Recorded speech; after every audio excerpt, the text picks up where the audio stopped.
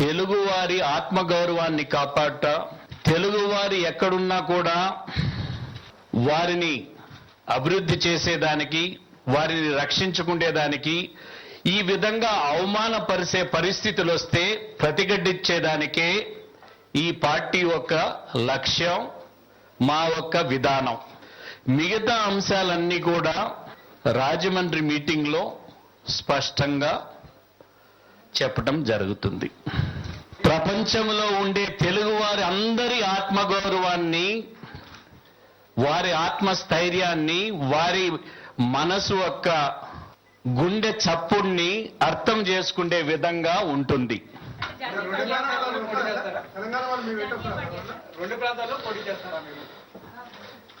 ఇప్పుడే మొదలు పెడుతున్నాం, అప్పుడే క్రాస్ ఎగ్జామినేషను.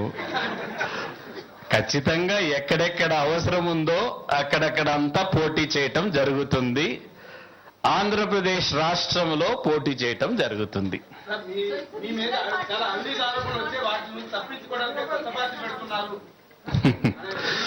ఎవరికైనా నా జీవితం, నా రాజకీయ జీవితం, నా ముఖ్యమంత్రి పదవి ఒక తెరిచిన పుస్తకం. మీ పేపర్లో మీకు పేపర్ ఉంది కాబట్టి రాసుకునేది కాదు.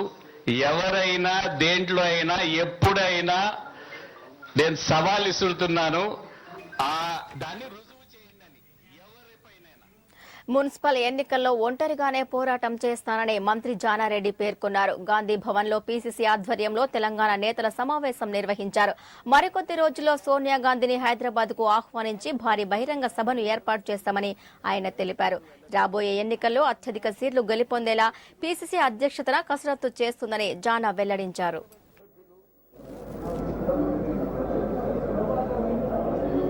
మాజీ మంత్రులు అందరూ కూడా సమావేశమై రానున్నటువంటి మున్సిపల్ ఎన్నికల అంశమై గత 2 గంటల నుండి చర్చించడం జరిగింది. ముఖ్యంగా ఈ ప్రాంతంలో 53 మున్సిపాలిటీలకు 3 కార్పొరేషన్లకు కలిపి 56 చోట్ల ఎన్నికలు జరగబోతున్నాయి. ఈ ఎన్నికల్లో కాంగ్రెస్ పార్టీ ఘన విజయం సాధించాలని, ఈ విజయం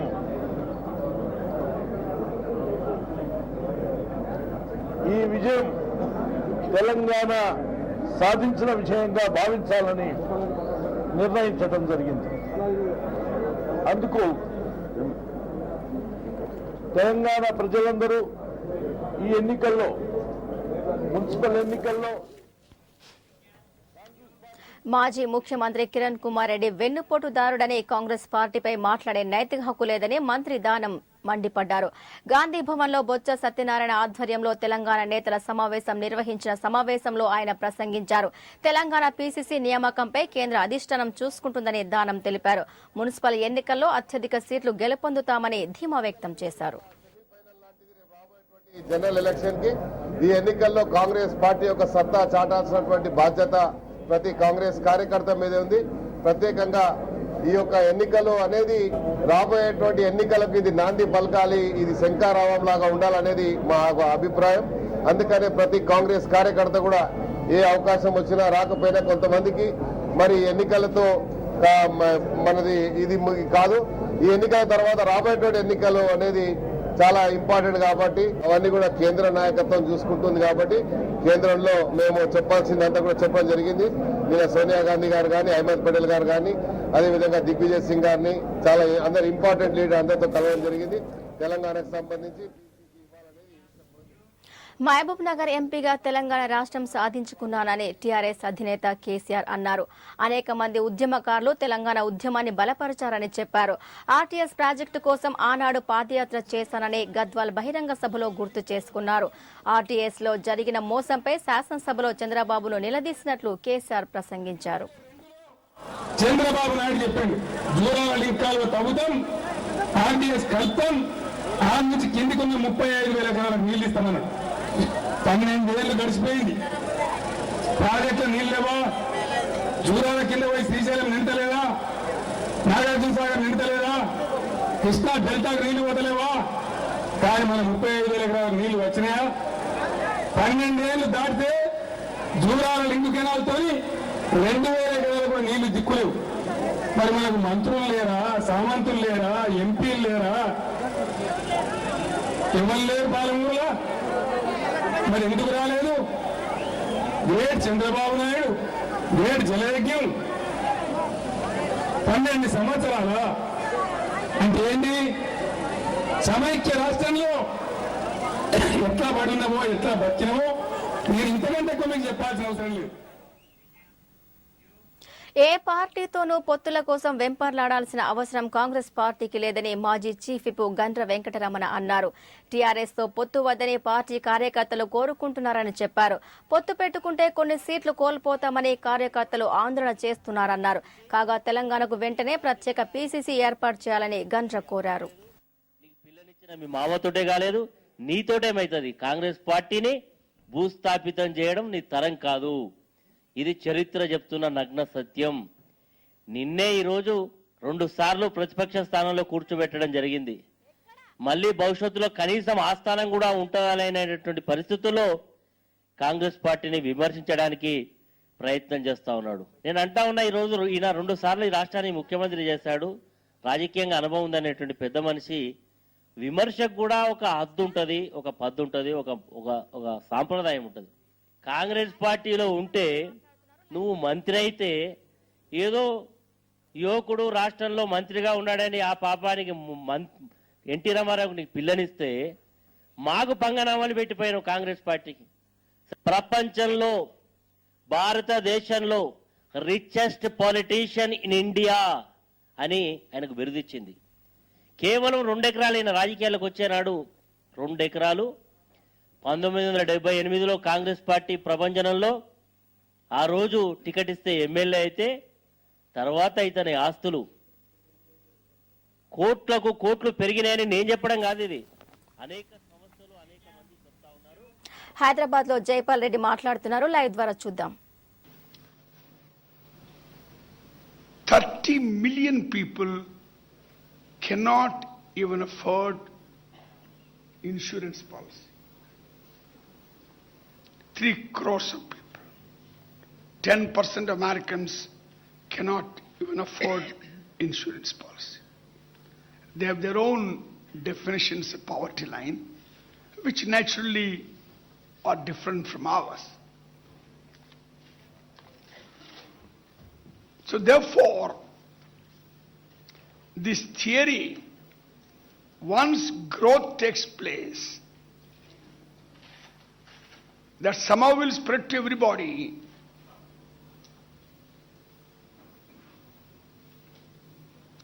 and see that poverty is eliminated, is absolutely incorrect.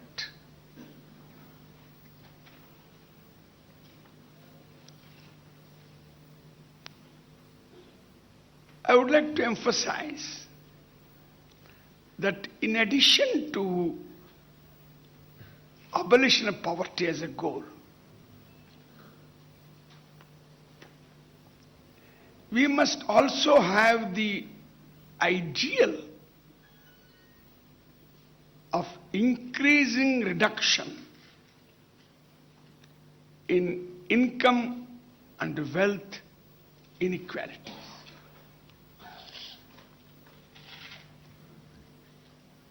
For the last few decades, some people tried to propagate inequality should not bother us anymore. So long as justice is done to everybody, so long as minimum needs of all people are taken care of, economic inequality per se need not bother us. I don't agree. For the simple reason, concentration of wealth in a society leads to perversities. Not only in the form of conspicuous consumption of the rich, but also in promotion of militaristic tendencies in every society. Quite independent of the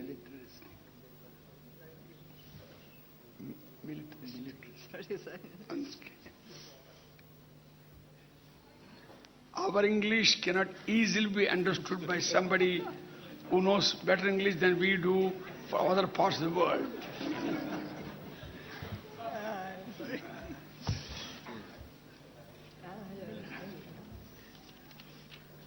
If I were to speak in America, I would not speak in this tone.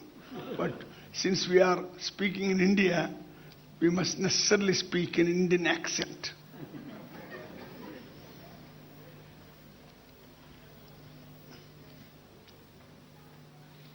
So point I'm making is, today,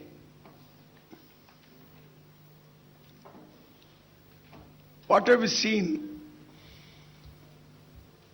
Huge increase in the wealth without corresponding decrease in the poverty of peoples. I'm not saying the poor have become poorer. That would not be correct. Even Mr. Amir Bakshi would testify to that. But inequalities per se have gone up. And they have their own deleterious consequences.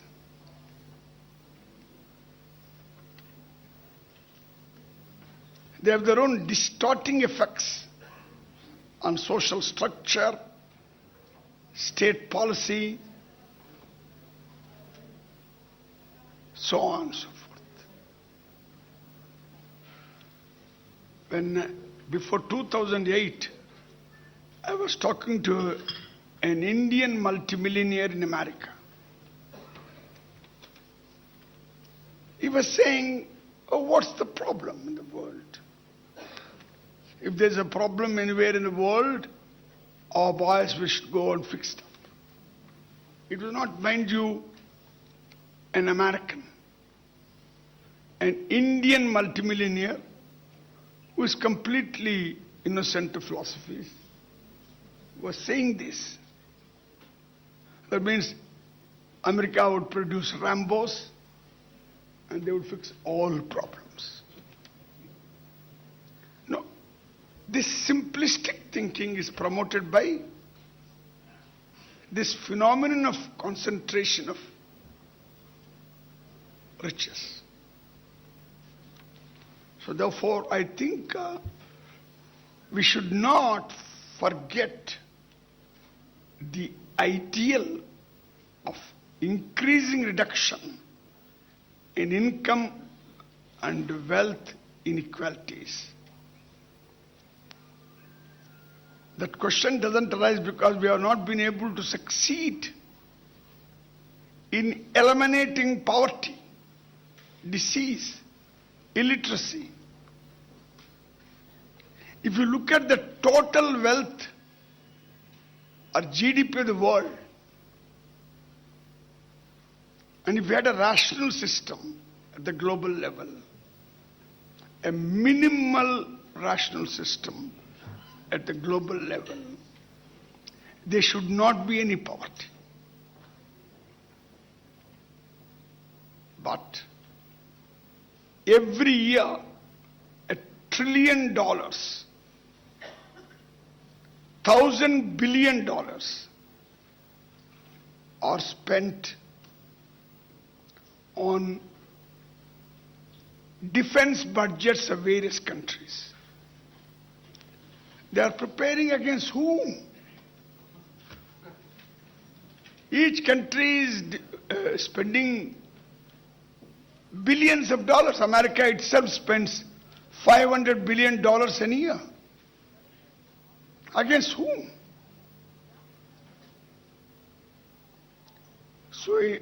So are countries like Russia, China, and India, Pakistan,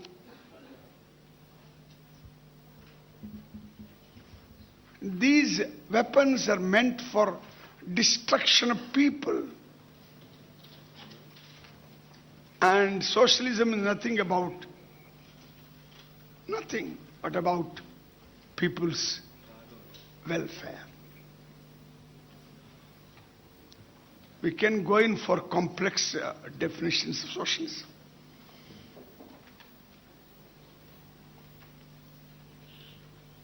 Today, one of the conflicts one of the causes of conflicts in society is aggressive assertion of ethnic identity. I have no difficulty with assertion of ethnic identity so long as it's related to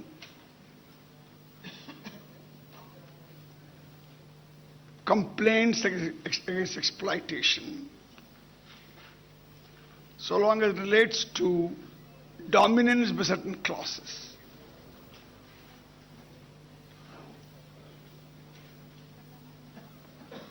There was a time when progressive thinkers, even before the First World War, thought nationalism had become an outdated doctrine. Bertrand Russell protested against First World War and went to prison. Roman Rolla of France went to prison as a protest against First World War. Benedetto Croce of Italy went to war against war, if I may say so. They all thought nationalism had become outdated. Of course, they were avant-garde thinkers. Bernard Shaw, in fact, in 1918, called nationalism measles of mankind. So, I would say the same thing about assertion of ethnic identities all for themselves. And I don't think we have reached a stage in history when every section of people can transcend their cultural identities. But cultural identities should not be stressed to the point of pitting one section of people against humanity. That's very important. Any concept of modern socialism has to include multiculturalism, which means tolerance of various cultures, religious groups.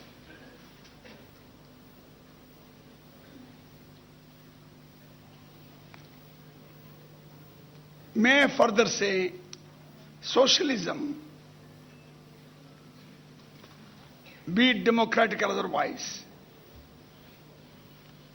cannot be a stagnant concept. It has to be a living, dynamic process. Today's socialist vision must not only include multiculturalism, which had not been thought of before, but environmentalism.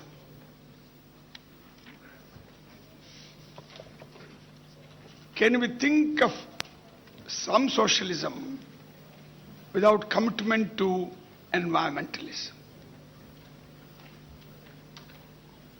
May I tell you, as a student and a youth leader, I was myself getting excited over the conquest of nature by science. Today I know conquest of nature by science would also mean, in certain ways, a destruction of environmentalism. So I would plead from this forum, our vision of 21st century socialism should contain all these elements. There can be no socialism without protection of individual liberty. And there can be no individual liberty without concern for greater social justice.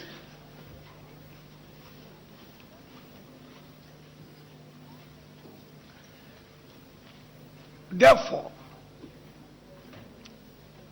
some of the elements which are a must for this, I would once again repeat: individual liberty, greater societal justice, abolition of poverty, conscious effort to reduce income wealth inequalities. I would also agree you can't do without market system. Market, in my view, is a vibrant instrument in itself. Sociality also referred to it.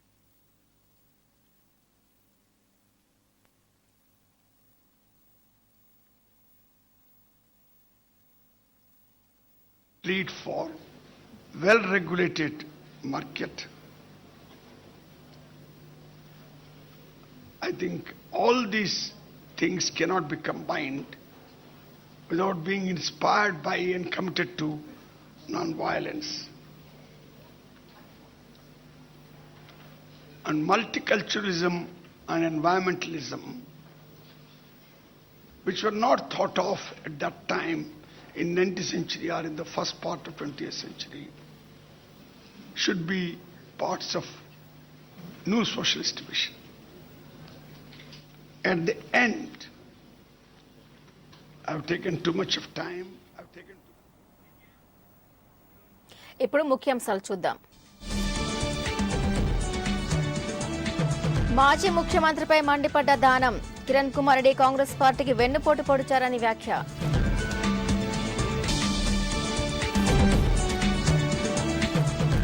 నేడు BJP తీర్థం పుచ్చుకోనున్న పురంధరేశ్వరి. ఢిల్లీలో party అగ్రనేతలతో వరుస సమావేశాలు.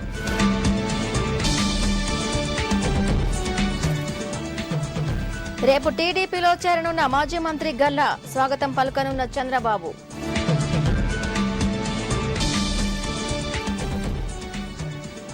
కోర్టుకెక్కిన రాష్ట్ర విభజన అంశం. నేడు విభజన వ్యతిరేక పిటిషన్లపై సుప్రీంకోర్టులో విచారణ.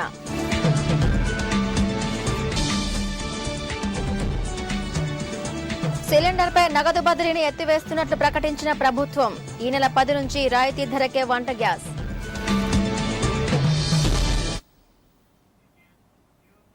ఇవి వార్తా విశేషాలు. చూస్తూనే ఉండండి జనం కోసం జనతా న్యూస్.